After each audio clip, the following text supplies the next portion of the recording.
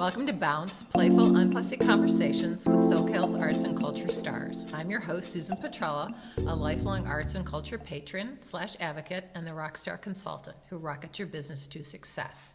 Each Wednesday, and sometimes Thursday or Friday, I'm hanging out with cool, clever, creative individuals. Today's guest is Ann Austin Pearce.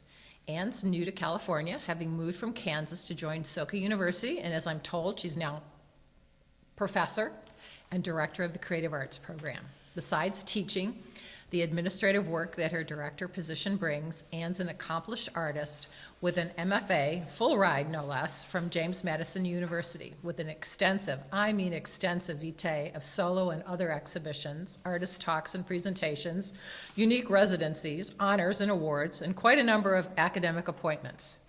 Here's what Ann says about her work. It illustrates those moments for which there is no distinct emotional objective to employ, ambiguous moments that occur exclusively in one's head or often between two people at an intersection of communication. It happens when we are grappling with a dream deferred or an expectation not met. It is the time past shifting sensibilities, wavering between resolution and avoidance, teetering at the threshold of debilitating anxiety or liberating submission, deciding what, when, and how to speak, what to distill, and whether to scream. Okay, tell me what that means in one sentence, please. Welcome, Ann. Oh, I want to thank you so much for this opportunity to speak with you. What that means in one sentence is I wake up every day, look around, and decide, can I control it or not? And then I try to make a giant pile of everything I can't control, and then I decide to feast on everything that I can control and act and do something about it. So is it like 70-30 or 30-70 or 60-40 or? I would say the only word for it is mercurial. Oh. Daily shifting, right? So pivoting, being able to recognize in a moment this person or this administrator is into art and supporting it, or maybe they're not into it. Maybe they have other priorities. So I want to be uber sensitive to my environment, to the mission of my school, to the mission of my own life, and try to balance all of these different components effectively, peacefully, carefully, thoughtfully, because mostly I want to operate with emotion, but I'm trying to start levying all these other ways to operate. And how does that play into having come, now you joined SoCal like right before COVID, right? Yes, I did. And how did that come about? I will tell you, I had been at a Catholic Jesuit university for 20 years, where I also was curator and director of a dedicated space and taught 3-3 load, loved the students, loved the city. Kansas City is a vibrant art city, and I reached a place where I recognized this small liberal arts school is not, art was always going to be kind of more of an accessory than a focal point. And I'm like, okay, let me see what's out there. So I was in my studio in Kansas City, Kansas, in a basement underneath a barbecue restaurant. Ooh, Kansas which City meant barbecue. That the odor was distinct and regular. And so it was winter, it was freezing, it was wet, and I found some maggots on one of my drawings because of discarded barbecue wrappers. Ooh. And I'm like, I'm gonna just look at College Art Association and see what's out in the world. And I found the ad for a position at SoCal University. And I am gonna be completely truthful. When I read it, and I read the mission, and I read about the school, I said internally, I have to have it. I want this job. I want to move to Southern California. I want to be at this particular school. It's a very unique university and very, very special. So I applied for it, and by some grace of God, miracle, whatever, I was offered the position and I accepted it. And then, of course, immediately we fell into the jaws of a global pandemic.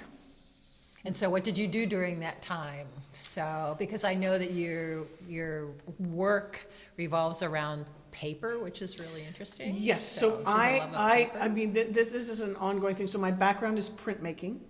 So one of the things that informs my current practice is I love the layers. I love to see the history. I love to build a surface. I like the seductive butteriness of paper. I love how easy it is to move around. I love how easy it is to store. I can put large 30-foot drawing in a Quikrete tube and store it. I think that the pandemic, going back to your original question, was horrific for so many people around the world. And I don't in any way want to undermine that horror. I was one of those people who rediscovered that I'm somewhat of an introvert and had forgotten. And so I had access to my studio, and the campus came alive with animals, skunks, coyotes, deer, owls, raccoons. And so I set about a habit of getting to know the geography on the campus and the places that were accessible, the geography, in my immediate surroundings. Yeah, because you've got a wild canyon there, right? I have a wild canyon, so I really, I tried to be very disciplined. I would go to work in the studio certain days for a certain amount of time. I was very rigorous about this. My husband and I made dinner together every night. We set the table. We lit candles. We documented the recipes that were good and the ones that were bad. But we tried to make rituals inside this swath of unknown time, space, and disease. Okay. And you have two exhibits up at SoCA that are running kind of concurrently, Midwestern Green, Western Blue 2023, and Crossroads Icarus 2021. Were those works that were done during the pandemic or before? Those were done. So those were done during the pandemic, and those works now are currently part of the show at SoCA. So the Midwestern Blue, Midwestern Green alluded to the conversation between having been in the Midwest and being in the West. So that's the name, that's the rationale for that title. Icarus is a ongoing site-specific work that was initially One of your residencies, right? It was a residency, yeah. But I want that work to function like an octopus. I want it to move and be agile and function in any kind of architectural space. So Icarus is comprised of cut-up pieces from the last 10 years, and it's never the same. So it has. So you can position it different ways. It will then, only right? exist one time, once in its current configuration. All be taken down, all the pieces recut. They all go into a box, and then they can explode out again into another different architectural space. So Icarus is multiple iterations, like the life cycle. Would you add to it, or would you just use the pieces that you have? Oh, I'm always adding to it. I'm definitely adding to it. I'm always adding, subtracting, shifting, changing. And you also are going to take pieces of Icarus and create them in a different medium, correct? I am hoping. Oh, you're hoping. I'm hoping. I have plans to scan and to print on metal is my ideal dream. And so that is hopefully going to happen this summer. Oh. All things. Okay. Is there someone that you're going to work with locally, or? I am still doing research Okay. on that piece of the equation. But I do know that you can print on metal, and I have some people in Kansas City that I know can do it, but I'm sure there's a myriad of people here. I just have to figure out the best path. That sounds very interesting. So tell us about now Icarus and the Midwestern Green, Western Blue. That's all using this paper that you love. So And yes, is there so- a particular paper that you love to work with? Yeah, well, I mean, there are multiple kinds of paper okay. that I like. I love Arches, I love Reeves BFK. I mean, it goes on and on. And it depends, I use liquid acrylic, I use ink, I use Sumi ink, use micas, so I am always experimenting with different kinds of materials with different binders, because they all behave differently, you know, in terms of whether I use a heat gun or whether I'm, you know, lifting the paper so that it pours and runs, and then I'll catch it and reshape it, and so yeah. Okay, so are you working on any new work, you know, or, you know, adding, I mean. So right now, so Icarus is one entity. So Right. this is And that's. this represents hundreds and hundreds and hundreds of different cut paper pieces. Right, And those go into boxes. I sometimes pull from those for collages. and that's gonna be up till when? September 12th Okay, at SoCa. okay, And so the gallery itself is a dual multi-purpose space. So for audiences listening to this, please note, we are typically open from 9 to 5, Monday through Friday. However, please check the website, because if there's gonna be a wedding and other activities, it will be noted on the website. So please check that before. but you don't have to take your work down if there's a wedding, do you? No, twerking happens around my work. Yes, is the answer. Yes, it does. So, director of the Creative Arts Program, tell Yes. me about that. So what does that mean, and what are you doing? What I am doing, so within the Creative Arts Program, you know, you've been to the campus, we have tremendous facilities there. So we have about 12 grand pianos, we have every kind of instrument you would dream of, we have incredibly talented music faculty and visual arts faculty, we have a black box theater, we have a performing arts theater on campus, and we host renowned performers from around the world. My primary role as a creative arts director is I try to support the adjuncts and full-time faculty. I try to make sure, you know, everybody has what they need in terms of supplies, in terms of support, but largely it's a swarm of emails that need prompt answering. It's Okay, so the administrative work, it's right? it's administrative, but largely my role is, I see my role as a support to all of those faculty. But does it also come with maybe adding to the creative arts program and taking away, or, you know, how does that work? I mean, it has to be kind of organic and It's got to definitely be organic. I, you know, not having a background in music, am doing my best to collaborate with all of the music faculty to understand their complex area. We have something along the lines of 30 plus 1 credit hour music courses, which is wonderful. So the independent lessons, we have soca singers, we have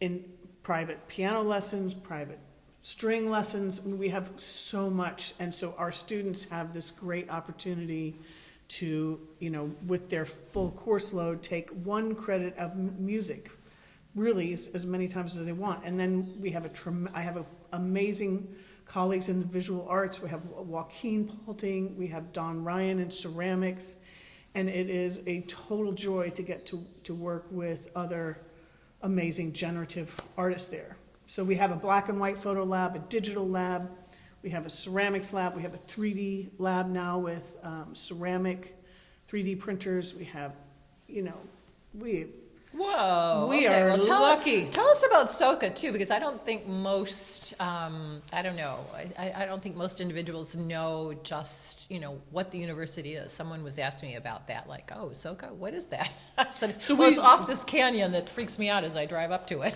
Well, you know, SoCa University of America, right, is only 20 some odd years old. It's a very, very young university, right? And I'm sure you've read the mission and read various things, but we are primarily a liberal arts university. We do not have a major. We offer concentrations and programs. And what this does is afford students, and we have students from around the world. So we have a global community in this very small space of really, really smart kids from around the world. So what they can do, when they show up at SOCA, they don't have to have a finite, I'm going to be a nurse, I'm going to be an accountant, I'm going to be a this. Instead, they get to take this buffet of courses in the areas that interest them, and they get to dream and form an education that allows them to go on to pristine graduate schools, to go back to their respective country and do the work that is close to their heart, which is humanitarian in nature, which is really about manifesting, peace. Really, it's truly is what they're making an effort to do in all different capacities. I hope that answers your question. Oh, I love that. I love that the concentration is on liberal arts. I just had a conversation last night with someone that was visiting a program at UCLA around women in venture and startups and such, and she was visiting from Australia. We were talking about, I was mentioning about how, they've taken away so many of the, or are decimating so many of the liberal arts programs, at universities and such in favor of, business and such and whatever. Yeah, don't you think the humanities, if you look at many of the CFOs, they have a background in humanities. Isn't that interesting? Yes. You look at the leaders in major fields, they have a very well-rounded background in education. And it's not linear or singular, but rather, you can't squish it down into an emoji, can you? Or a chatbot. Right. It's if you don't know how to read and write, how are you going to check your AI produced content? Interesting. And now we're taking a break for our sponsor. Coastline College Art Gallery offers 5 exhibitions a year, community shows, group shows, student exhibitions. We are part of the community. Okay, and welcome back. So, what's next? So, this summer you're going to be working on? I've been trying to practice categorizing and compartmentalizing, but the fact is, this summer I will be with my mom who's in hospice. Oh. I will be doing drawings of her. I will begin to try to think about what does a stroke do to the brain, and can there be a positive side of that? Is there relief from worry in the world? And so I'm going to just make a very straightforward series of drawings of her while I'm talking to her and trying to engage with her. And I want to bring her flowers every other day. I want to make the summer an act of care, deep care, and to really inhabit the moment with her every day when I can. That's really lovely. So I went personal, but that is the plan. Okay. Yeah. It's not very contemporary art-like, but I think my when I try to find meaning, and I try to find meaning in teaching, I try to find meaning in my studio practice, and I try to find meaning in family, and not disposing of people at the end of their life, to try to embrace care and love right up until you run off the conveyor belt into the grave.